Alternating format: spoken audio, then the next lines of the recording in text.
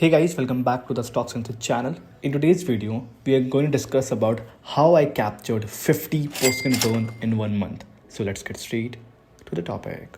So जब हम लोग बात करने वाले संदेश स्टॉक के बारे में, what are the reason behind this trade, psychology क्या था, कैसे मैंने एग्जीक्यूट किया, किस तरीके से मैंने होल्ड किया जहाँ पर मैंने कमाया अराउंड 1,22,000.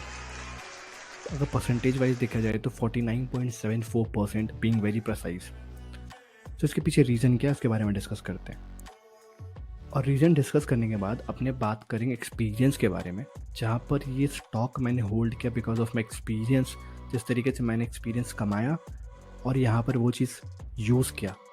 तो एक्सपीरियंस बहुत बड़ा रोल प्ले किया है ये मेरे ट्रेड में.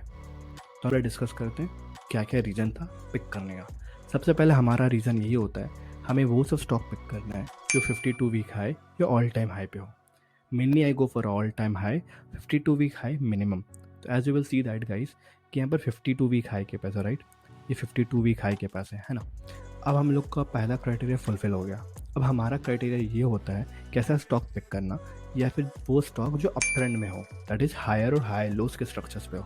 अगर आप लोगों को किसी को नहीं पता है हायर और हाई लोस क्या होता है, अप ट्रेंड क्या होता है, तो मैंने आई ऑलरेडी अपलोड किया हुआ है. तो आई बटन पे क्लिक करोगे तो आपको दिख जाएगा.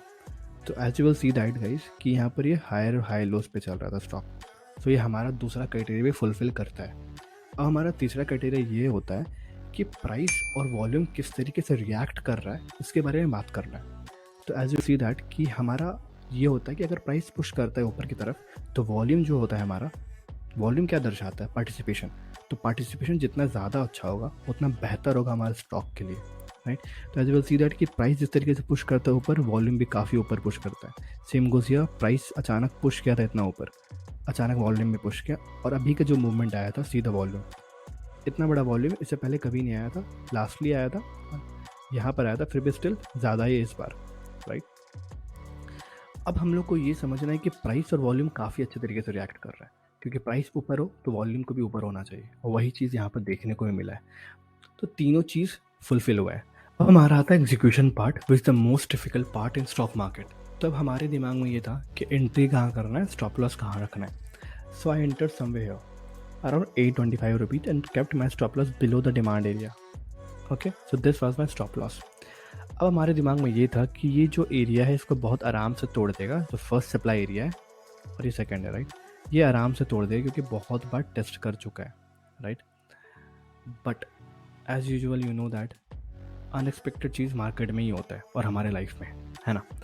अब हमारा दिमाग में ये था कि चलो ये एरिया तोड़ देगा. बट अब मेरे दिमाग में ये आया ना किसी जो ये तोड़ा, ये एरिया जो तोड़ा गया इसमें पोटेंशियल नहीं था टूटने पे. एज वेल सी देखो, ये जो दूसरा सप्लाई है, जब ये दूसरा सप्लाई तोड़ा तो कितने पोटेंशियल के साथ तोड़ा, सीधा कैंडल, कितना बड़ा कैंडल बनाया. और अभी जब तोड़ रहा था बहुत स्मॉल कैंडल था.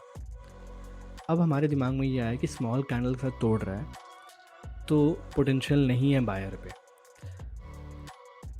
अब मैं क्या कर सकता था कि या तो मैं थोड़ा मोड़े प्रॉफिट लेके निकल जाऊँ 5 to 6% पे, या फिर मैं होल्ड करूँ और देखते हैं क्या होता है अपना स्टॉप लॉस के हिसाब से.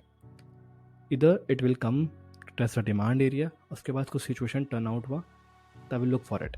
ये मेरे दिमाग में चल रहा था. और दूसरा दिमाग ये भी बोल रहा था कि या तो यहाँ से वापस जा भी सकता है ना, फीवर में चला गया तो क्या होगा. वी आर ह्यूमन बीइंग, हम लोग इसके अकॉर्डिंगली सोचते ही है, राइट. अब मेरे दिमाग में था चलो ठीक है, अब लेट्स सी क्या होता है. So again it dropped. अब ये जैसे ड्रॉप हुआ ये कॉस्ट टू कॉस्ट आया एंड आई थॉट कि शिट, नहीं करना चाहिए ये चीज़. तो मैंने क्यों कर दिया, मेरे को एग्जिट कर देना चाहिए था. जब जैसे जैसे आप मैच्योर होते जाते हो ना, ऐसा नहीं है कि ये सब थॉट्स जो कर लेना चाहिए था, फियर, फोमो, ऐसा एक नहीं है कि आपके थॉट्स ये नहीं आते हैं. ये आएगा, ये हमेशा आएगा. बट एक्सपीरियंस के समय से ये थोड़ा ड्यूरेशन जो सोचने का होता है ना, फोमो वाला सिचुएशन, जो फियर वाला सिचुएशन, मैच्योर होते होते वो थोड़ा कम होते जाता है, ठीक है.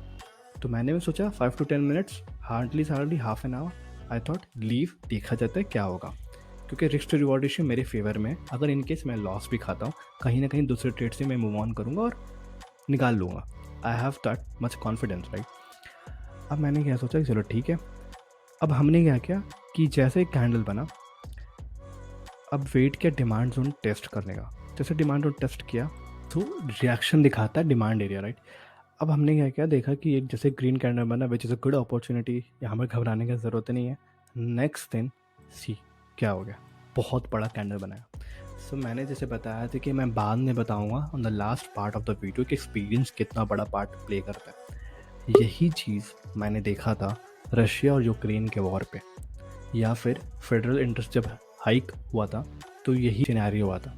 तो हमेशा याद रखना गाइस कि जब भी ना यार, अगर मार्केट सडनली गिरता है लाइक 5 to 6% अचानक गिर गया, तो वो रिकैप लेता है लोअर हाई बनाने के लिए, फिर यार रिट्रेसमेंट लेता ही लेता है थोड़ा सा। आप बहुत कम दिखोगे कि जहाँ पे मार्केट 10 to 20% एक वीक में फॉल हो गया, दैट इज़ निफ्टी 50। वो हुआ था जब कोविड में हुआ था। तो uncertainties are always there, right. But क्या आता है, प्रोबेबिलिटी ये होता है कि ज़्यादा गिरता है, लाइक 2 to 5% गिरा तो रिट्रेसमेंट आती ही आती है। यही चीज़ मैंने एक्सपेक्ट किया था संदेश में भी। और ये चीज़ मैंने कहाँ से सीखा, अपने एक्सपीरियंस के हिसाब से। दैट इज़ रशिया और यूक्रेन में जब भी लड़ाई हुआ था यही चीज़ हुआ था। सारे शेक आउट होने के बाद मार्केट ऊपर चले गए थे, सारे ऊपर गए थे। तो वो चीज़ मैंने एक्सपीरियंस के थ्रू गेन किया और मैंने यहाँ अप्लाई किया and see the result, and I capture around 49.75%। So this was the experience trade जैसे मैंने इम्प्लीमेंट किया और ये मेरे को सक्सेस मिला। If you people have any doubt you can ask me in the comment box, I will surely help you out. Thank you guys.